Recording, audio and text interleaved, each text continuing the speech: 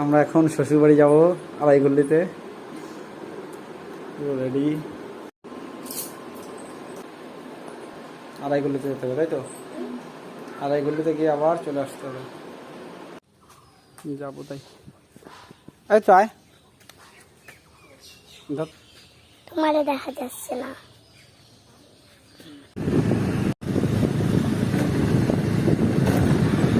ঠিক আছে, পড় কি পরিমাণে জল দেখো।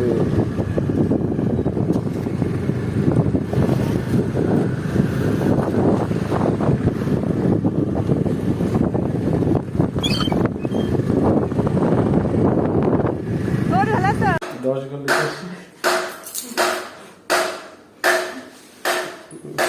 10 বার তো ঘুরি নাই, 10 খাবার খাইছি না।